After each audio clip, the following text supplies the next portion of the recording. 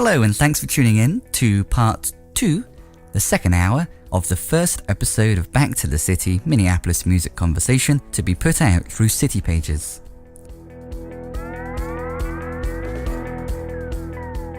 Throughout the episode, we've been talking with Mark Mallman, focusing on the Peace on Earth holiday show that he's performing with special guests including Lydia Liza and Josiah Lemensky, Maggie Morrison and Venus de Mars at Ice House this coming Saturday.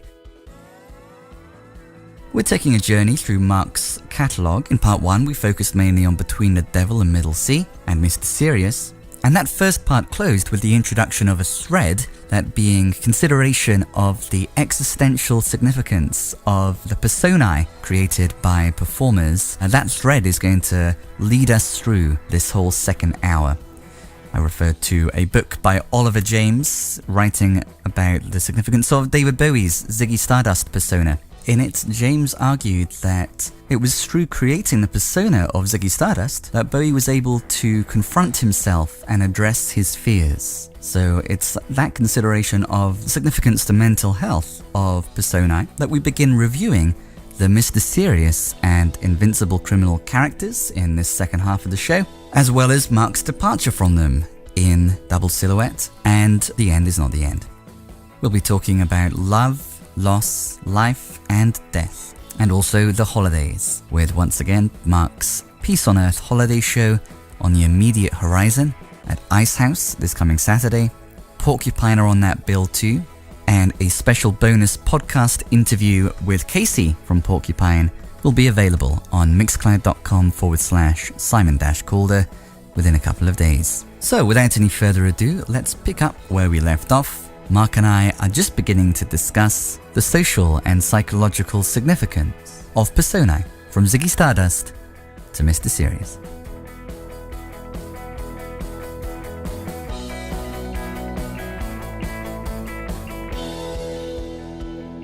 I read an interesting book about psychology and David Bowie and personas, and for his mental health, the significance of the different personas of, makes sense. In particular Ziggy. The book is called something like Ziggy Up Yourself, and it's a really good book. It's put in the name. Yeah, if you're a songwriter and you write a persona song, you end up speaking from truth, but you can allow yourself a lot more freedom to say things that, Simon Calder might not say. Yeah. But Mr. Hoo-Ha, which is now your new persona, thank you. He might having difficulty naming him. Say, that's cool.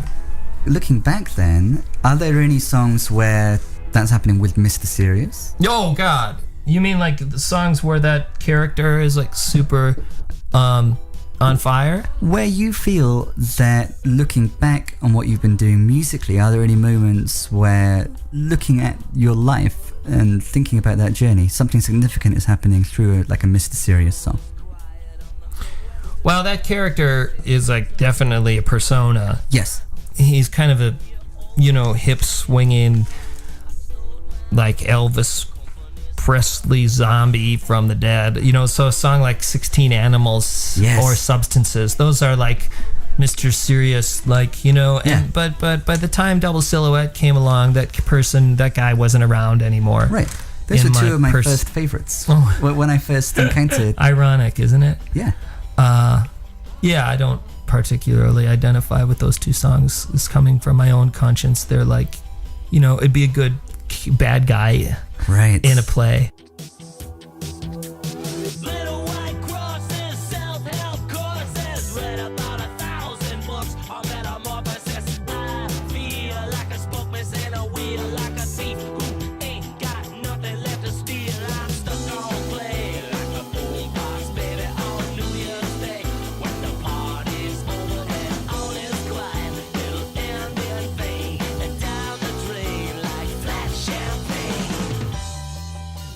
The Invincible Criminal too, what's the relationship between the quintessential substances, Mr. Sirius, and the Invincible Criminal? Bad guy. He's a villain. My songs there's some villains that in that time period, I would become a villain in some of the lyrics. And is it just from, say, the Old Testament perspective that these characters, these rock and roll, or whatever you want to call them, characters are villainous? I think it's because it's fun to dress up like Darth Vader. Yeah. And, you know, it's fun to, when you're a kid, you know, like, you know, you like might be like a monster and chase your dad, and then your dad might be a monster and chase you, and you're just playing childish games of good and evil. Yes. You know? And then I think I let go of that somewhere 4 or 5 years ago of playing games, and I just focused on being truthful in my songs. So when performing, for example, the song Invincible Criminal, does it feel different, having made that decision in your life? Does it feel very different to perform? It feels great to perform Invincible Criminal. Yes. It's fast, and I'm really proud of the lyrics. Yes. They're coy, and they're dark, but they're funny. Yes. I like the it's like the bad turkey wishes he could fly south in the winter, instead he'll fry. Something like that. I think it's funny. It is. I wrote those lyrics. We didn't have lyrics for those songs. It was originally called You. Oh. And I was contacted by a woman on Twitter a while ago. Okay. And she said, I heard you play this song called You on World Public Radio in an interview. And we were touring behind Invincible Criminal, I think. Okay. And we did this interview. And we were playing You, you know? Okay. So like an earlier version of it? Yeah, and it was like, actually, I was trying to write a song that sounded like if it was off Plastic Ono Band by John Lennon. Oh. And with just some really, like, that kind of song. Sure. And so we were playing the song You, and it had different lyrics. It's like, who said it? You, yeah. And so we played it on World Public Radio on a show that I don't recall. And you're already touring Invincible Criminal, so Invincible Criminal, the song exists. No, you're right. We must have been touring Devil. Okay. Stupid me. Okay. We were touring Devil. Yeah. We were touring Devil. Okay. And so we played that song. Yeah. And then I liked that song. Yeah. Then like last year, this woman's like, I don't remember that song. How did she? And then I'm like, oh yeah, I do remember it. And because I had changed it. So the night before we recorded the lyrics. Yep. It was the last song we needed. It was the last night in the studio. I was in Louisville, Kentucky, and Brad Cassetto, who's the producer, he lived above the studio, and he's like, well, I'm gonna go to bed, and I'm gonna leave the mic set up, and get the record done because your time's up tomorrow. So I stayed up all night just writing. And I got this idea when I was a kid. My dad used to always yell about leaving the back door open. Yeah. And he'd say, I'm not paying to heat the outside. You know, you left the back door open. But I also thought, you know, the back door is like a backdoor man. It's like a blues kind of trope, you know. Okay. Oh yes. So I wrote this song based on this a bad guy. He's a bad guy. Yeah. Invincible criminal, like the ultimate bad guy, right? Mm-hmm, the invincible criminal. Invincible criminal, yes. Yeah. If you got anything that needs fixing, got tricks aplenty. I'm a magician, just blow a little smoke and break some mirrors. Ain't anybody as there appears. How the cold turkey wishes he could fly south in the winter instead he'll fry. So laissez-faire, but someone over there let the back door open. The devil may care. In the morning, it's one of those stories. In the morning, the engineer comes back to the studio, and I'm like, I finished it. And there was an empty bottle of Maker's Mark, probably. We were drinking a lot of Maker's Mark at that point. And yeah, I really love playing that song. And if you can write a tight song, it never gets boring to play. And sonically, it sounds like you're whistling through the graveyard, I think. Oh, okay. Like sure. It's a peppy and the... Yeah, exactly. Yeah, but there is something kind of maniacal about it. Mm-hmm. So, yeah. Yeah, I mean, he says... compares himself to Hannibal the Cannibal. Yeah. You know? Yeah. So... Yeah, and the straight jacket fits nicely. Mm-hmm. All those lyrics came over the course of that night. Yeah. Mm-hmm. And that was the end of tracking the album. Yeah, and then I needed a title for the album, and it all came there. And you wanted to... I think you mentioned to me before that song was particularly important to you So I so love the that album song. ends up with the name to some extent because of the importance of that song. Yeah, I felt in a Mr. Serious kind of way, create a character. Yeah. And it's self-reflective onto me and reflective, I don't know. Yeah. And I feel like, definitely feel like it was the right choice. Me too. To call that album that, you know? Yeah, and opening it with Eternal Moonshine, I can listen to that record and feel pretty happy about what we accomplished, you know? I'm disappointed, of course, that it didn't have any critical mass acceptance, you know, that we didn't get enough reviews. And I don't know if it was that record or the record before where Pitchfork sent my publicist a letter saying, or an email saying, we will not or ever be reviewing any of Mark Mallman's albums. Oh. I think that's what I was recited by my publicist at the time. That doesn't what? I don't What? know. I don't know. Maybe I don't know. I have no idea. But it doesn't matter to me. You know, I make quality, and then you got to make the record you hear in your head, and the rest is up to some other force. I don't know. You can only push your music to a point, and then you have to let go of it. You said about it's significant that it ends with Invincible Criminal. It's significant that it begins with Eternal Moonshine. It seems like nighttime, the moon seemed to be important. We're in the graveyard at night. And, yeah, there's a lot of words that always go throughout my albums, repeat, you know. Yeah. And they're the similar tempos. Yeah. Love is a bank.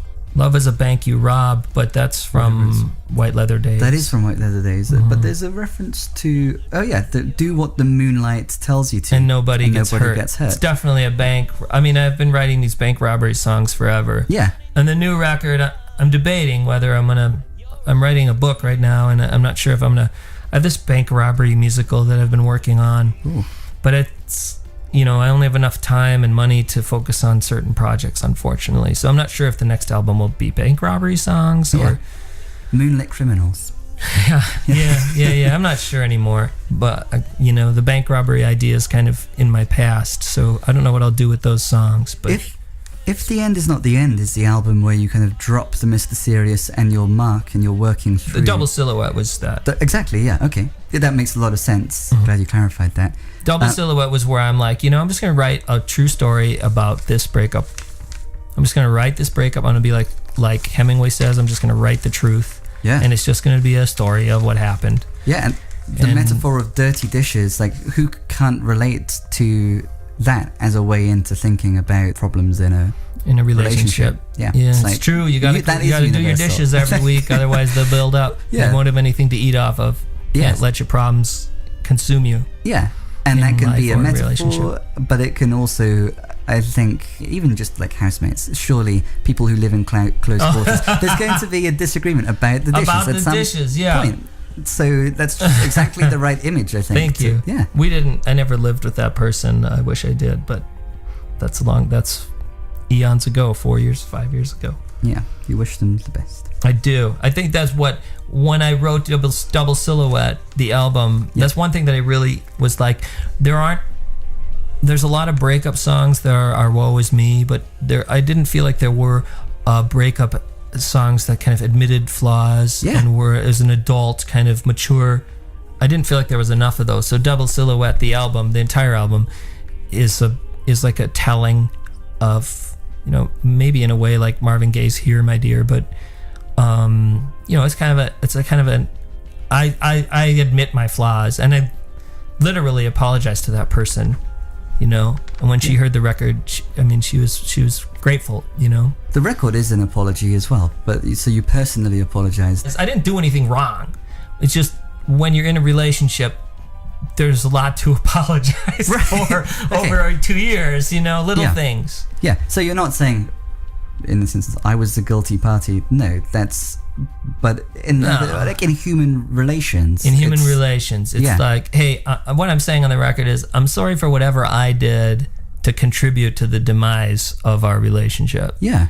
And here's what you did that really sucked. Right. You know, and that's on there too. Yeah. Dirty Dishes is a song. It makes sense that, you know, you're talking now about the journey and thinking about personal growth. And it's a song ruminating on that because, you know, it begins, history repeats, they say, I disagree, it's that way. as I am before you hear forever change, then there's this a sense of the need to look at and learn from what's happened. Yeah. Yeah, that's it, like explicitly in the lyrics. And it seems like I said, the image of the dirty dishes is a universal image. I think that the lesson of, you know, the kind of attitudes towards a less than perfect human interaction that you're kind of expressing in the song, for sure, is a good attitude. I wish you the best. I wish you luck. I wish it were easier for both of us. For both of us. Yeah. You know, I mean, it's like, I just felt like if I was gonna write a breakup record, I didn't want to hurt somebody with my songs. Yeah. A song is so permanent and it can take off, and everybody hears it, and you might play it at a festival. And I don't feel like anybody deserves to have a mean song written about them. Yeah. There are people that I really, really, you know, a song like Persuasion or Pompeii. Yeah. Those are written for group, like maybe a couple people, but I realize like that's not helping anybody if I write a mean song. How about an interesting kind of test case then is Parasite Eyes? Because that is commenting on people who have been bad for you. Yeah. Yeah. Yeah. But in a very different way than the commentary on, say, a failed relationship in, say, Pompeii. Yeah, I mean, Parasite Eyes, the lyrics are really a placeholder. You know, they're just kind of there so I have something to sing. Right. And they need to be kind of nasty and psychedelic because there's all this crazy sonic atmosphere that surrounds the song, you know? Yeah. Yeah, but there was like that time when, you know, like I was, as a metaphor, we're saying both my legs were broken and I needed people, and it seemed like the people that came forth were like not holding my intentions in the highest regard. They were selfish. And so not everybody, but maybe that's a little bit. Those lyrics were pretty quickly written, you know, and not like Dirty Dishes took a long time. Back to Dirty Dishes, the lyrics to the chorus. So in terms of narrative, a lot of stuff is happening in the chorus. I mean, it's a complicated song, so I don't know whether we want to call this bit the chorus actually. It kept building up. Is that the chorus? It kept building up. It kept piling up. The chorus really is the pre-chorus, you know? Yeah, the Dirty Dishes part. It's like a Michael Jackson song, maybe a little bit. The pre-chorus. I feel like there's a Michael Jackson song where the pre-chorus is the chorus. So the pre-chorus in there is like Dirty Dishes, and then it goes into the chorus. Yeah. It kept building up. It kept piling up. It kept building up, it kept piling up on the both of us who kept trying to keep it from blowing up. Night after night, dawn after dawn, all the dirty dishes came crashing on. Every best intention went up in flames. I called you mean things, you called me bad names. Now it's all behind, I give you peace of mind. I hope you're always forever having good times. All the best intentions went up in flames. I called you mean things. You called me bad names. Yeah. That's the thing, you know. If you're writing an album and you want to be truthful, you can't just be like, you know, like a Taylor Swift song where Taylor Swift's like, you did this, you did this, you did this. It's not very mature. I called you mean things. I called you mean things. You called me mean things. Yeah. You know, it's honest, because I'm not gonna stand on stage and like say I was a jerk in this relationship, because both of us were pretty loving. Yeah. You know, and that's in a grand scope. And that's how it comes out at the end. After acknowledging the name calling, now it's all behind I give you peace Peace of mind. Like, I hope you're always forever having good times. It's like, you know, like sometimes people in a relationship will say, you know, good luck, in a sarcastic way. Yeah. But I think forgiving, or not even forgiving, like recognizing what you had in the relationship and saying, you know, we had some great times, we had some hard times, but overall I became close to you, and I'll never stop loving you. I'll just stop seeing you, and I really do hope that you have a great life and that stuff's good. Yeah. It's nice to feel loved even if you don't ever see the person again. You know, and it's good to respect and honor the relationship. Absolutely. Otherwise it'll destroy you with regret and hard feelings. It's not good to hold a grudge. Yeah.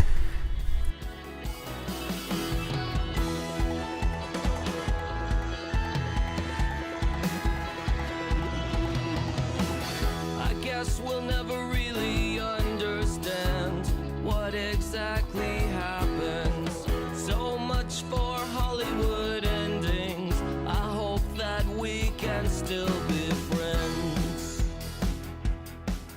there's a lot of mental somersaulting happening here. You said it took a long time to write the lyrics. I think it takes a long time to get to this attitude and to execute it and to be at peace, because peace seems to be the thread going through the interview, and that's what the show is about. Peace too. But there's a journey to get there, and it involves a certain attitude towards the past and the present and the future. We need to look back. We need to acknowledge that these things are happening. There's a certain attitude towards the future. I wish you the best. Like, looking forward too. Yeah, I don't want to put more negativity out there. Yeah. Double Silhouette, the song Double Silhouette. At what stage did you become aware that was how the first album where you're thinking in this as Mark Mallman about life and human relations without the medium of, say, Mr. Serious? At what stage did you decide, yes, this is the song that needs to open that album? I think it was leaving Minneapolis, letting go of maybe my career as a rock musician. Right. Because I had the record I thought was done, and I thought it was called something else when I went out to LA. The record Double Silhouette was done, but it wasn't called Double Silhouette. No, it was something else, and I had mixed it and I was sending it around to people, and I had this song called Black Widow, which Dick Valentine from the Electric Six actually took the full tracks of, and he sings over it on one of his solo albums, Here Come the Bags. It's on Rejects too. I do like it's on Rejects version. Is it Black Willow? I changed a lot as a person over the course of that year, and I came upon the theme.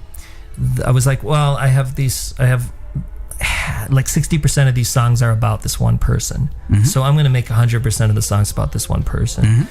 So I had left LA and I drove back to Milwaukee into the house I grew up on, and it was 20 years after I'd moved out, but my dad let me rebuild my studio in my old studio room from when I was a kid in the basement. It's just a room in the basement, but I had a 4-track recorder in there and I replaced it with a computer. But I sat at my piano and I wrote more songs there because I didn't have any singles. Like Slow the Guillotine? At what stage did that come in? Slow the Guillotine was written in Santa Monica.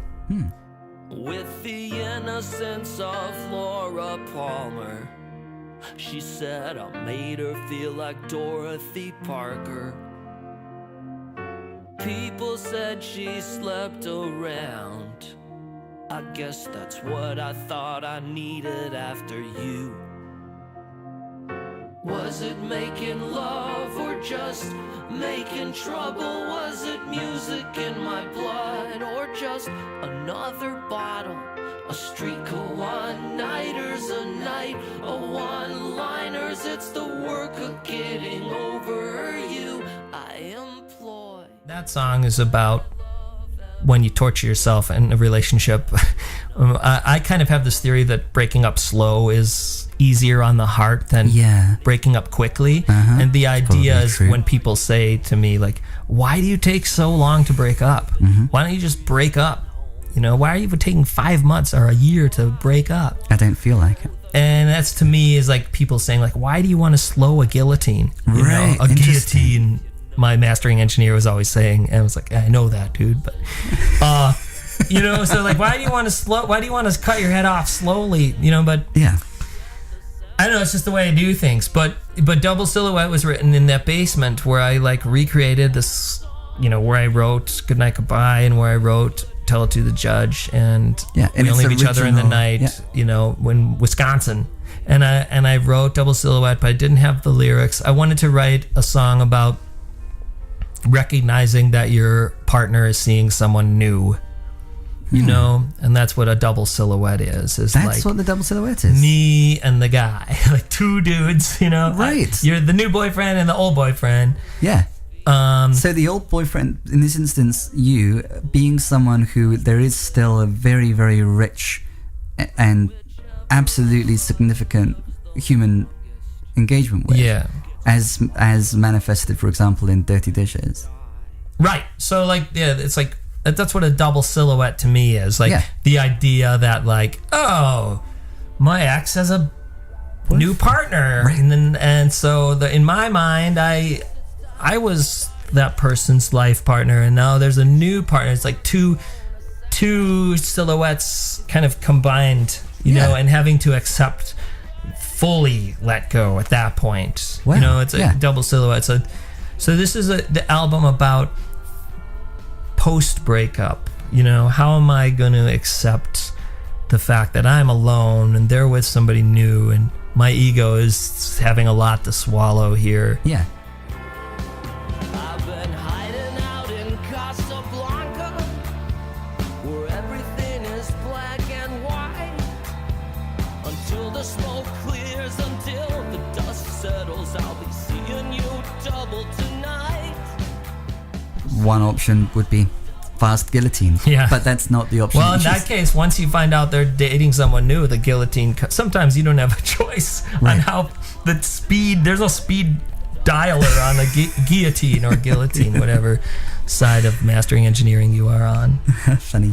Okay, so let's focus on the song Double Silhouette with that new awareness of what the double silhouette is.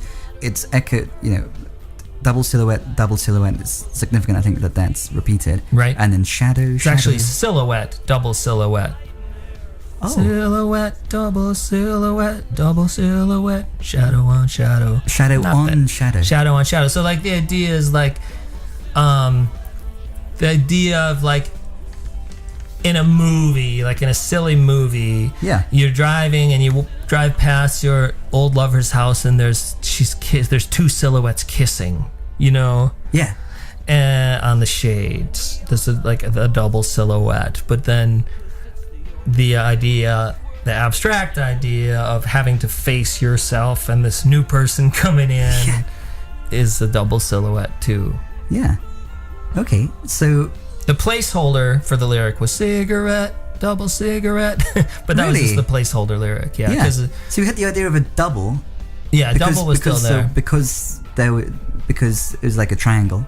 Actually, some the extent. song was originally called Forgiveness. The original demo of the song is Forgiveness, Forgiveness. It's easy if you switch positions. Oh. Forgiveness, and then I switched to cigarette because I knew that it needed to jump up a couple steps Okay. for the melody.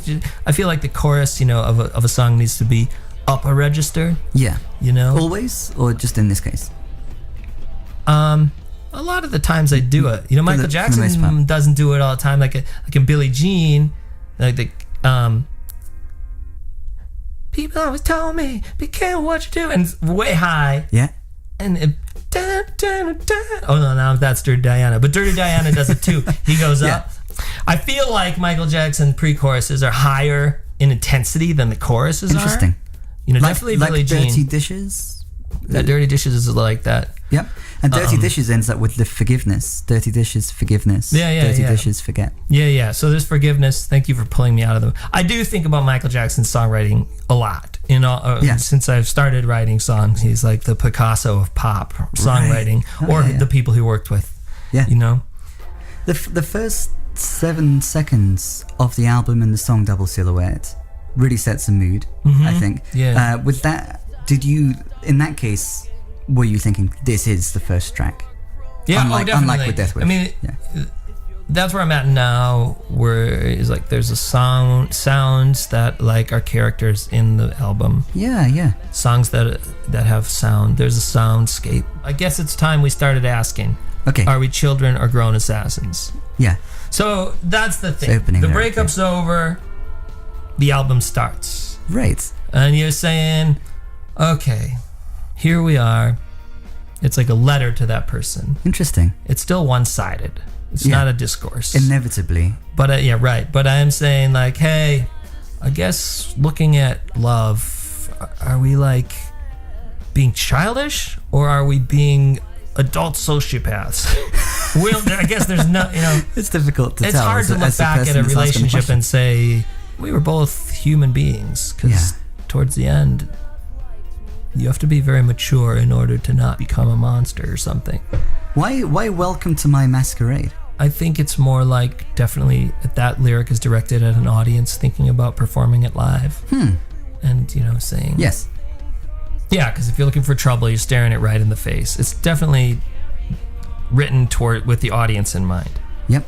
we break out, our legs get broken for different reasons, but this is a person with broken legs Right. saying, you're looking at a person with broken legs. Maybe. Yeah. It's dramatic. Yeah.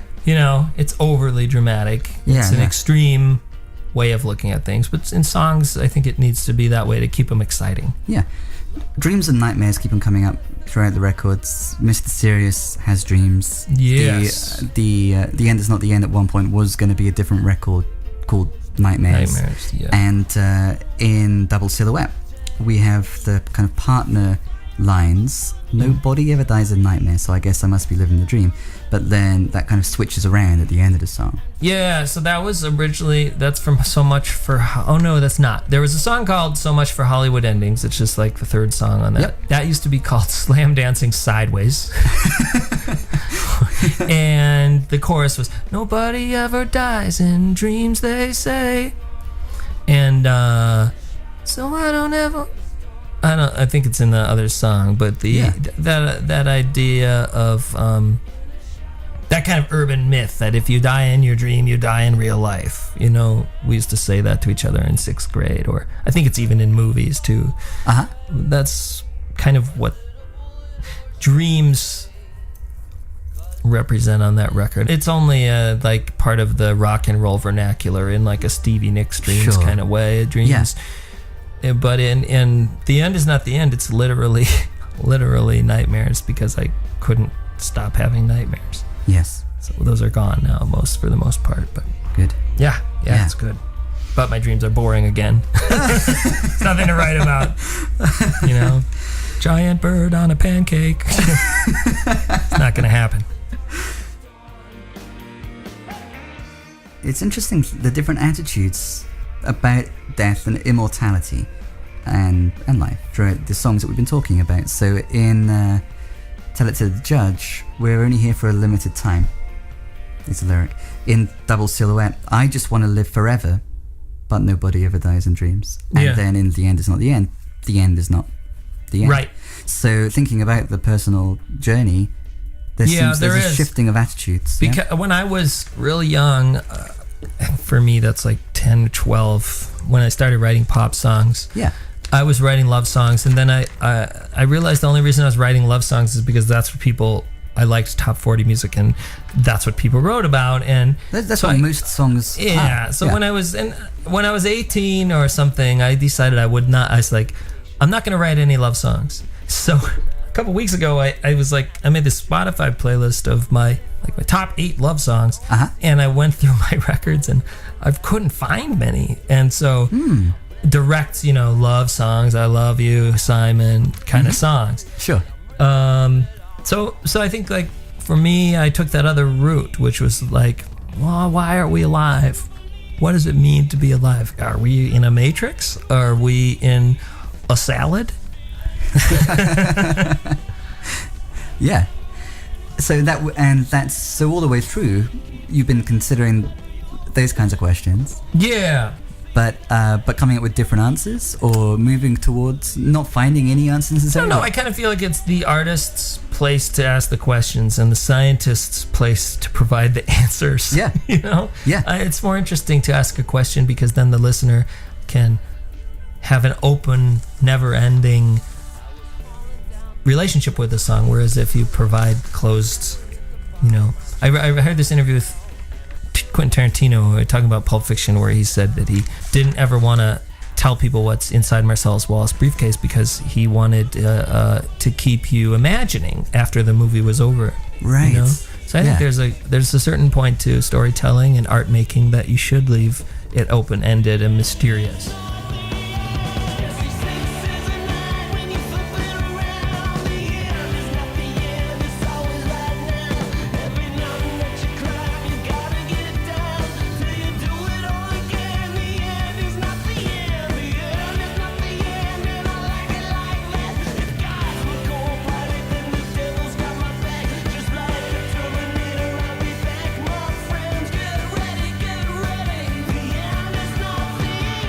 I think that's why I like Radiohead a lot, is because I can't understand the lyrics. It's unintelligible. Yeah. But it's clearly intelligent, or it appears to be intelligent. Yeah, maybe. I don't know if intelligence always means good or artwork, Yeah. We've been talking about love a lot and fear when we first had this metaphor of the man with the broken leg. So it was a period when you were focusing on phrases such as and including fear of fear and love of love. And the significant thing about these phrases you were saying before is that you have a word like fear that could be both a noun and a verb. Yeah, that's fun. Yeah. Can you expand a bit on that? It's fun wordplay. Mm-hmm. Yeah, with language it's fun. Right. But is that related, this thinking about love and fear as noun and verb, does that relate to the questioning? No, I mean, I think I'll pick all of my records I think are concept records, but the concepts are more for my benefit than they are like for the audience to hear the new Mark Mallman's Tommy or Mark Mallman's The Wall. Right. It's not that, or Mark Mallman's Channel Orange. It's like, but I think with The End Is Not the End, it was definitely like repeating words on a formal level. A lot of my songs are formally about songwriting, How can I write a song that's dense and interesting on a formal level? Are there any that are most indicative of that? We were kind of talking about Death Wish in that respect before. Yeah. Well, Proof Is What You Get is a weird song because that song's written for a friend of mine who passed away, and he was always wondering, is there life after death? And I was really kind of mad at him for how he died because it was I felt that he did it to himself with drugs and alcohol, and so I was kind of mad at him. And that's kind of that song, Proof Is What You Get, is like, I guess you wanted proof. Well, proof is what you got. And it's like, now you know what happens after you die. And but on a formal level, the song's got 3 key changes, and the melody is constantly flowing, and it's for me, it's more complex than where I'm at now, which is like some of my songs now don't have any chord changes even. Right. And it's just really simple. But songs on a formal level. And why does that one, which is dealing with that issue, have that complexity formally?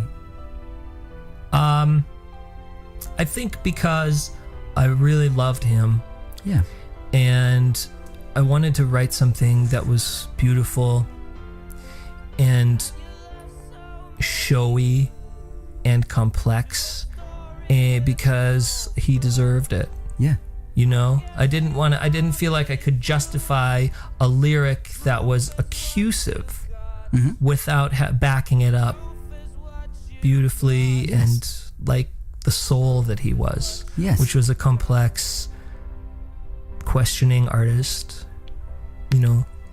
of love. I couldn't have just written a crappy throwaway song for my friend who passed. I wrote 2 songs for him. So, Which is the other one? Nights of Devastation. Okay. The complexity of structure in those is due to respect for a human being. Not so much in Nights of Devastation. It was my first real album. I was just writing a cool song, I thought, Yeah.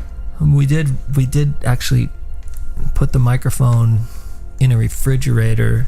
Somehow we mic'd the refrigerator on that song of The Tourist, which is no longer, The Tourist is no longer available, but we did a lot of weird miking. We mic'd the piano, put it through an amplifier, put the amplifier in a refrigerator, and then mic'd at that time there was no Pro Tools really Pro Tools studios in the Twin Cities, and so a lot of the effects you had to come up with on your own. Right. But I'm going backwards. Looking back, the beginning of the story is really how I lost my life and lived to tell about it. Well, that's not available either. So, I mean, I don't know where the beginning is. Okay. The beginning is not the beginning. Yeah. It's inconsequential, right? Yeah. Let's begin by thinking about We Only Have Each Other in the Night. Yeah, which was an EP to begin with. Yeah, no, it was a single first. A single, okay. And I wrote it, and then Davey Von Bolen from The Promised Ring had a side project called Vermont. Yes. And they did a split 7-inch for their first release, which was a cover of We Only Have Each Other in the Night. But then the graphic designer credited Davey with writing the song. Oh. And he was very apologetic about it. And so the whole reason that I put it on an album, which was How I Lost My Life and Live to Tell About It, Okay. to kind of to put it out, to say I wrote the song. Yeah. It didn't really matter, but it did to me at the time. Yeah. Because Davey's band was very popular and I was kind of pretty much unknown at the time. Yeah. And so I recorded my own. Now I like that there's more than one version out there. And then we re-released the song on an EP. Yep. And then we put the song on the live album. And I think that We Only Have Each Other in the Night is probably the song that I've written that I've personally played more than any song in my entire life. Why is that? Because I wrote it very early in my career. Yeah. But I wrote it when I was other 16. songs then too. And I was trying to write a song. That's, again, the song is about love and death and ghosts and the afterlife.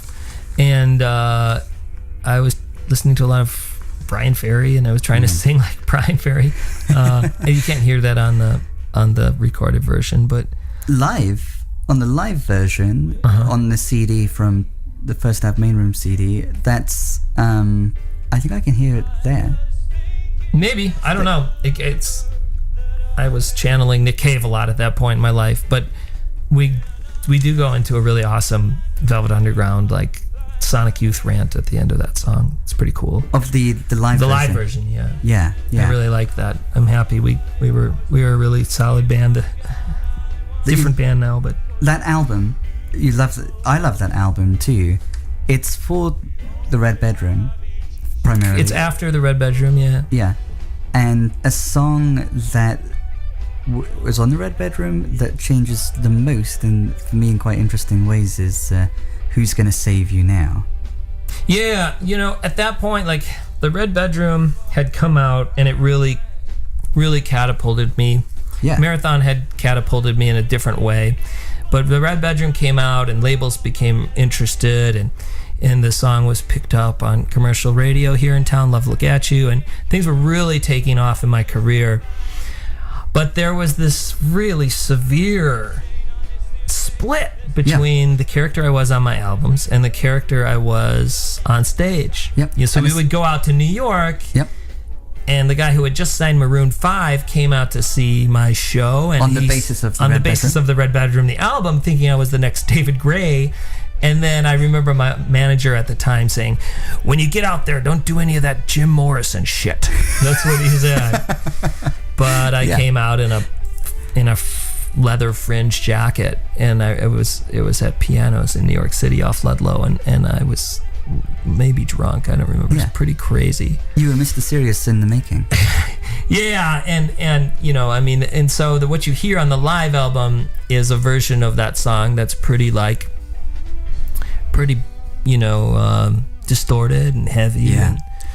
And doesn't sound like Space Oddity, which is what I tried to make, which is what I used for the sonic palette of the album version. Yeah. If you listen to Space Oddity and listen to Who's Gonna Save You Now, you'll hear like pretty similar instrumentation. Yeah. So what is the instrumentation on the album? Acoustic guitar, piano, vibe, synthesizer, Yep. orchestra. And the guitar riff, there is like an electric guitar riff, but it comes in pretty late. Yeah, there's a On the album solo, version. and then Yeah. there's a which is Ryan from The Melismatics. from C Costra. Oh, nice. And the Yeah. album version, he plays the guitar on it, Oh, the electric cool. guitar. Yeah, Yeah. and then on the live version, it's Ryan from the Melismatics. Yeah, the two right. Mm-hmm. Yeah. One of the most interesting shifts, despite on a more specific level, there's the absolute change in just sonically how it sounds and kind of the ethos of it. But a specific lyric, who was looking up your address, who was looking up your address, it's not hard to learn a language when the only word is yes, is the original lyric. Who was looking up your address? Who was looking up your dress? It's not hard to learn the language when the only word is yes. But then live, you sing, it's not hard to learn my language. Yeah. The only word is yes. I mean, the weird thing about writing an album is you write the song really in the very, very beginning stages of the song. Right. And then, like, for instance, if you were to watch Elton John play Crocodile Rock now, sometimes he does it in a way that, like, doesn't sound anything like the album. And it may actually be the full evolution, the full birth, the full product of the actual song. That's the real Crocodile Rock. Maybe. Yeah. And so it's like, you know, I had the thing with Still Wasted. Like, by the time Still Wasted was, like, finished, it had been out for a year, but like in my mind I had changed lyrics, I had changed, you know, so really a song isn't really refined until you write it and you tour it a bunch of times, you play it for people and you really drill it into the ground. Yes. And you have all these new riffs and you have all these new parts, and I'd love to write a record, tour it for a year, and then record it live. You know, if somebody had a couple $100,000 for me to do that, I would openly, without releasing a record first. Openly take it. Yeah. Wow. But so this is a good example of like some things that can change after you release a song and then you tour it for a year.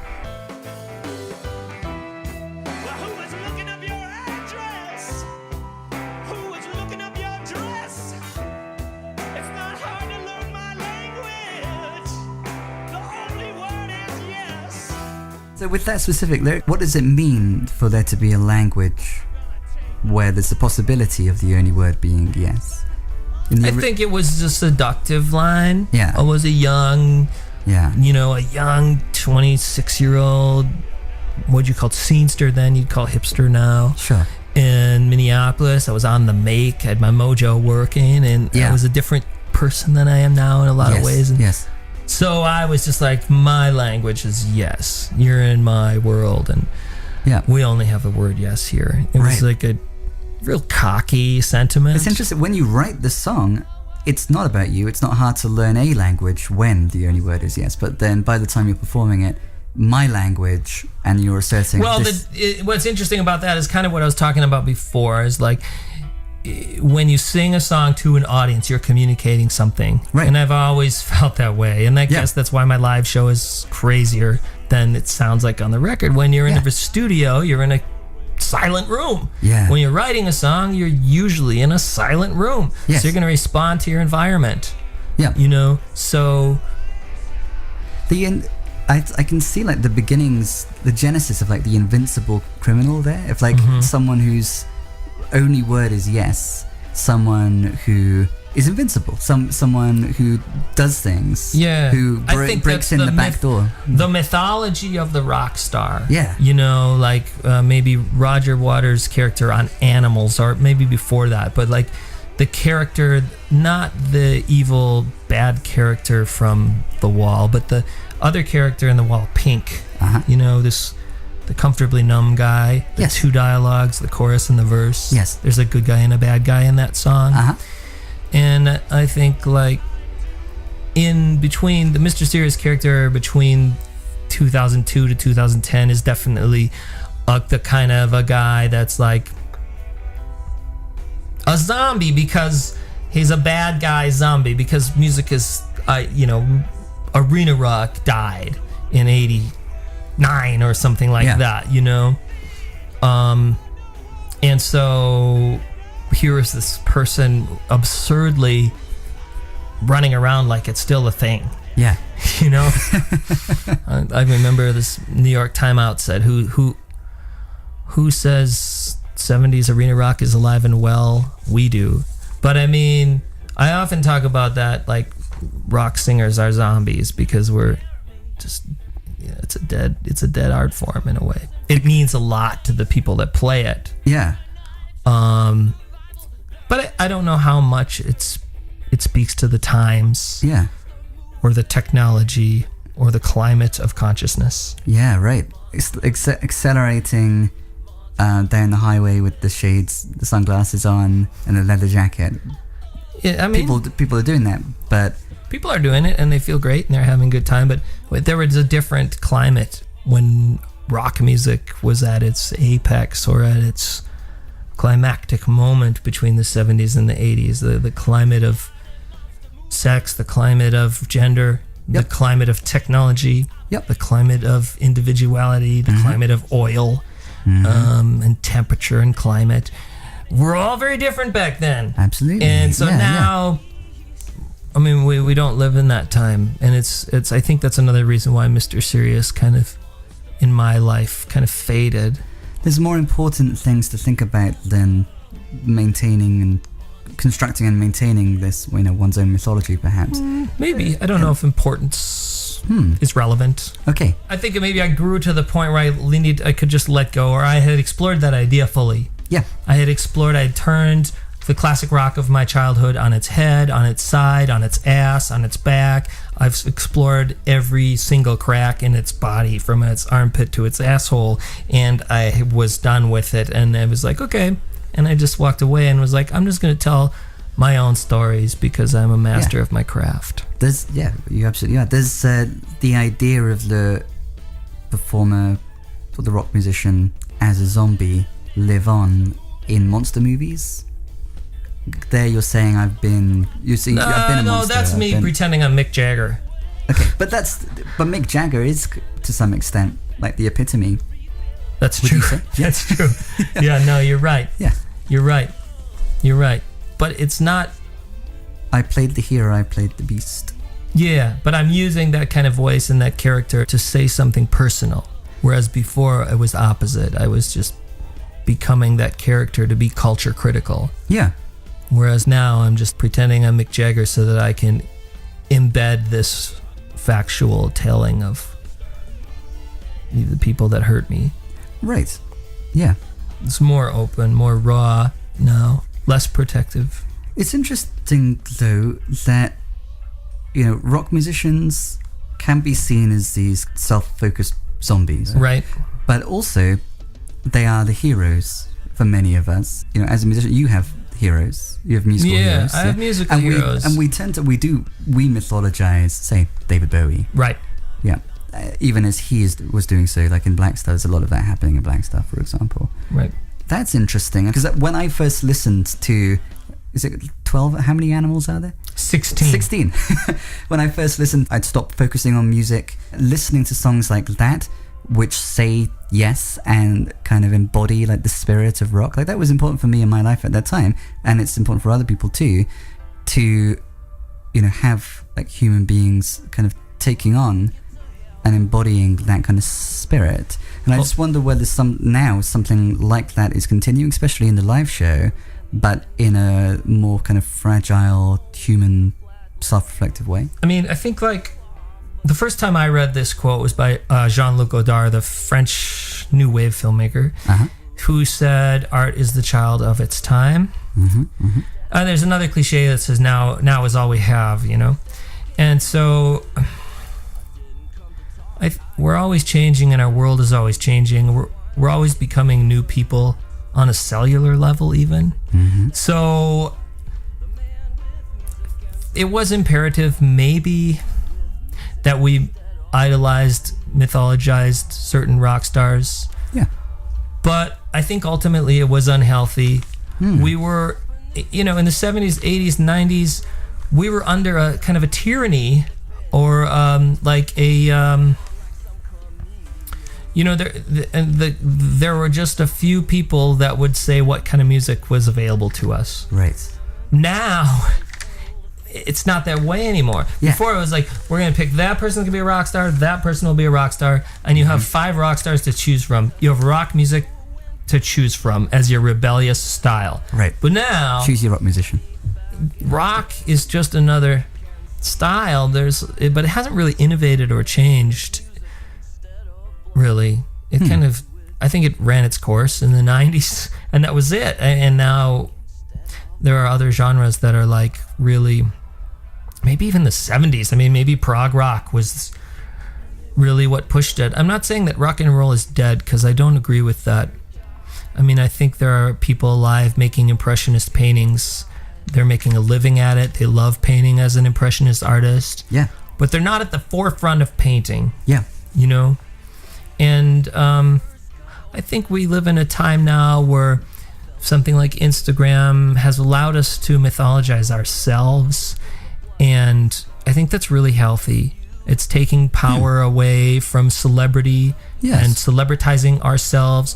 There's a time when people would say like the selfie generation or like the ego has taken over, but I think that in order for us to like take away the matrix of advertising and taking away the matrix of the media in terms of movies and storytelling and TV or whatever you want to call it now. Yeah. So I think it's cool. Like, we don't really need to mythologize or idolize as much anymore. Yeah. So it's more healthy, I suppose, if everybody is mythologizing themselves. Or each other. And each other. It's democratized. Like, I can idolize you because you're a friend. I can listen to your album and listen to your music. Or you can invent this new style of music. Yeah. I think that's really healthy. Yeah. And fun. More so than, oh, there's David Bowie. We're never going to meet him. He's never going to be a part of our lives. Yeah. Why am I crying now that he's dead? Right. Do you know? Yes. Anyways. Yeah, that makes a lot of sense. So through Double Silhouette and through The End Is Not the End, you're through the medium of your music thinking about these human issues and developing a certain attitude. Yeah. Are you now you're writing? Yeah. Sort of. So, or at least ruminating outside of music about happiness. And then you have new music about potentially moonlit criminals. Is the music now, have the two split apart so that the music is no longer the primary medium through thinking through these human issues because you're doing so a lot more just as a human being outside of music? I don't know. I mean, the album that, as it stands, the next thing is really like looking back and saying, wow, I have some really great, really songs that I'm really proud of that I've never released, and I want to record these and get these finished and have them out there. And then there's like possibly a covers record that will be a companion to my book if my book comes out. Cool. The future is really uncertain, but I don't think I'll get to writing about where I'm at until I can solve some of these questions I have, which are, do happy, positive songs take precedent over negative, destructive songs? Or is it simply the fact that they're music, that they're both valid? Does one have karmic responsibility for the art that they put out there? The same way that, any other artist or writer has responsibility for the kind of emotions that they cause. And I've been doing that by talking to people, interviewing people, and listening to music and listening to how I feel, respond to songs. I think Bob Marley really had it down, and Fela Kuti really had it down. Something that I'm still trying to figure out. So formerly, I think for City Pages, a while ago, you were interviewing, for example, Craig Finn and E from Eels. We were talking about this before. Yeah. But is that what you're referring to now, or have you been talking with other people as well? Yeah, no, the book will have interviews in it. Yeah. About this subject. So it's a non-fiction book. Well, you'll have to see. Okay. It's a picture book, 3D picture book. Just what the world needs. We began talking about the holiday show, and you wanted to make it a holiday show as opposed to a Christmas show. Yeah. And it's interesting. It's a holiday show. I'll wear a Santa hat, probably. Cool. I like Santa. It's funny. Yeah. And we've noticed the same, we were talking about Tell It to the Judge in the beginning, and you were kind of imbued in Catholicism, like growing up. It's interesting. Not in a bad way. Yeah, right. But that was like the atmosphere. Yeah, and it still is in my family. Yes, yeah, yeah.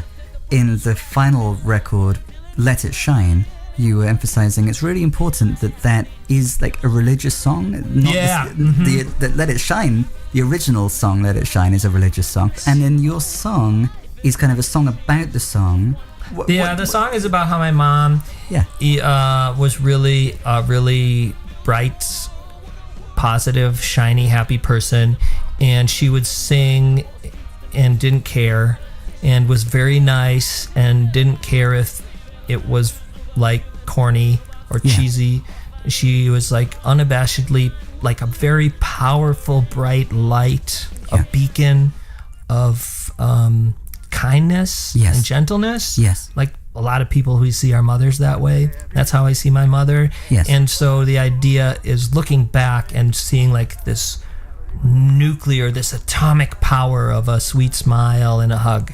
Yeah. And kind of the darkness that enshrouded some of her experiences. I felt like it was a tribute. That song is but it's a rock song. It's a fun rock song, you know? Yeah. That seems analogous to what you're doing with your holiday show, to me. Maybe, I don't know. We'll see when the holiday show happens. I want it to be light and fun and people to have a good night. It's not going to be a pinnacle in my career. Yeah. It's going to be a fun time. We're going to sing Imagine. We're going to sing Blowing in the Wind, you know? Yeah. I might sing Silent Night, you know? Nice. So but the idea of a Christmas show to me seemed archaic. Yes. And also has already been masterfully done by other artists. Yeah. And this is just a show in a bar, you know, for a couple hundred people. Yes. And I'm being modest about it. I'll put my heart into it. It'll be a good time. Yes. But for me, like, peace on earth is a universal sentiment. I think it's what most people want, except for a small faction of whoever we deem as evil feel like it's more fun to have evil on earth, which might be a great Metallica record, but to listen to, but I mean, but not the reality to live in. Yeah, and then I wrote a song called Peace on Earth, and I couldn't do it. I think it's going to be hard for me to write a song like that. I tried, and I just haven't. I don't know how to do it yet. But you have succeeded at writing Let It Shine. I'm ending on that song because I feel like you are going to shine, and also there's a focus on the audience and others shining too, and it being a kind of collective thing. Like, we don't need to have the rock gods anymore. This can just be an opportunity to come together and be peaceful together and share happy value. You know, happy. Just a night of happiness. A night of happiness could inspire 1,000 actions. Exactly. You know, and the artist makes with great fervor art that can inspire, and when the people are inspired to go out and do good and be loving, a lot of positive stuff can happen. Children can smile, adults can smile, people can share money, or anything can happen when you feel good. Yeah. We've been taking a journey, looking through lots of aspects of your catalog. Yeah, it's fun. And it would be somewhat odd to not look at this final song, which we're going to close with, which has been, for 4 seasons, the Back to the City theme song. I'm so grateful. I'm so grateful. I'm super grateful. And it's called Minneapolis. And in some respects, it's almost like a love note or love song to Minneapolis. We were talking about being on tour and falling in love with America in a way. We used that idea before. But all you ever wanted is Central Time is a lyric in the song. And, you know, we have this idea of wanting to be back home or wanting to be back in this particular city. It's funny because people say a lot of times, or I'll read on Twitter, or someone will come up to me and they'll be like, you know, I was moving back home, and as soon as I saw the skyline, I put your song on, or something like that. Yeah. Well, the song comes from, we were on tour, and I had gotten very, very sick, and we had only two shows left from the tour, and there's no way I could finish them. So we decided we would drive back from San Diego to Minneapolis in one trip. Right. And so I started writing the lyrics just to keep my mind occupied, you know. Because you were ill. Because I was sick. Yeah. So we got back home. I was better, you know, after about 3 or 4 days. And I started writing this song called Metropolis. And I sent it to my friend Dylan in Portland from Badman. Yep. And he said, you should call it Minneapolis instead of Metropolis. Because, I'm like, yeah, but it's about getting back to a city. He's like, well, yeah, but you live in Minneapolis, so you might as well write about it. And so have it be going back to the city. Yeah, back to the city. Yeah. And back to my life. Yeah. Because I was sick. I wanted just to get off the road. Not because we had toured now for 5 weeks, and I was maybe 6 weeks, and And it's when you're in a van, you're playing roadhouses, you're sleeping on floors. It's not the same as being on a bus and playing stadiums and sleeping in hotels. I mean, it can wear you out and get you sick. And at that point, there was a lot of drinking and partying and not much sleeping, and so I had gotten sick, and I was excited to get home, and so I wrote that song and I changed it to Minneapolis. And my friend Ben Pearlstein in New York City had helped me like rearranged a little bit, and then I just released it as a single because we made this video where like the city was a spaceship, and it holds up. I'm happy about that song. I've listened to the instrumental version of this song hundreds and hundreds of times now. Thank you for that. Thank you for it. And it fits very well with the video. There's a lot of kind of, to me, maybe I'm reading it through the lens of the video, like alien sounding noises. Yeah, sure. So in terms of the instrumentation and the, how this song came to be, like, how did it come to sound like this? The instrumentation, I was listening to a lot of Arcade Fire and Bruce Springsteen. I'm sure Arcade Fire was listening to a lot of Bruce Springsteen too, judging by their second record. But But I mixed it at my house by myself, and I had just around that time did The Fool on the Hill, I think, for Minnesota Beatles project. And I had I didn't want it to be just a rock song. I wanted it to be eclectic and have weird sounds, and it came out. I mean, it really came out exactly more. The song really just fell together, and it came out really. Sometimes you have to push a song, but that just came out effortlessly, and I think it adds to the euphoria, like all of that instrumentation. Yeah, it's fun. Yeah, it's a fun song, and it's celebratory. I think there's a lot to celebrate about Minneapolis. That's why we live here. Exactly. Every time we play a show, we give people more reasons to celebrate it. Yes, exactly. And winter's fun, and I mean, I could go on, but really, the song to me was about. I mean, the song is about urgency of getting home. I'm so sick, I need to get to the doctor, I need to get bed, I need to get medicine.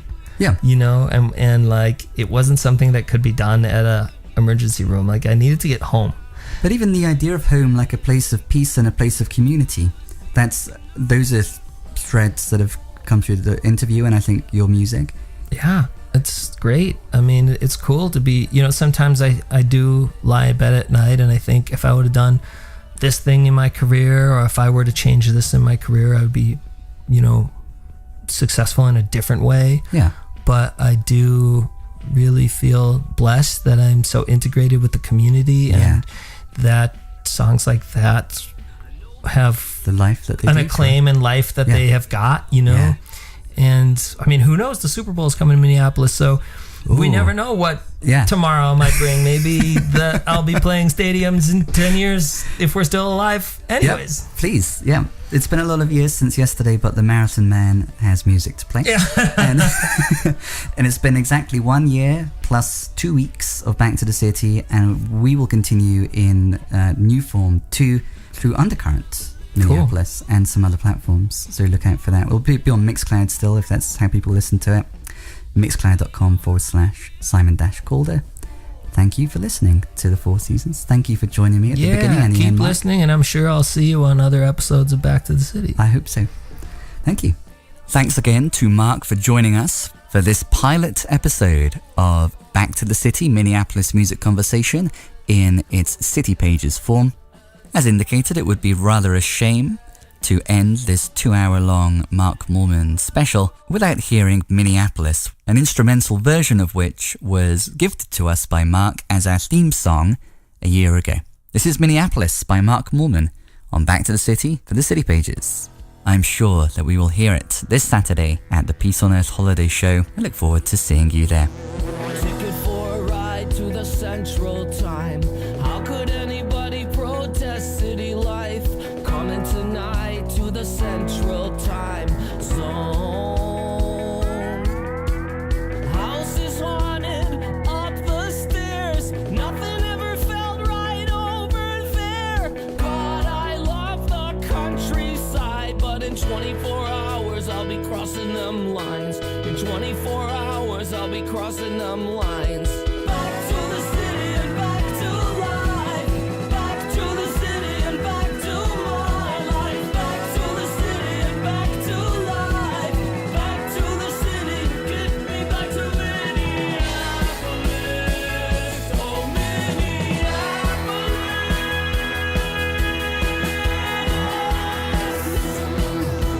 On 26th Street, I was 20 years old. I dreamed about my first Avenue show. I skipped a lot of stones through the Central Time Zone. And now I see a lot of cities, I spill a lot of wine. I got the music in me and it all feels fine. When they ask me, are you satisfied? All that I wanted was Central Time. All I ever wanted was Central Time. Back to the city and back to life. Back to the city and back to my life. Back to the city and back to life. Back to the city, get me back to Minneapolis. Oh, Minneapolis. Back to the Midwest. Back to the city that river splits. Minneapolis.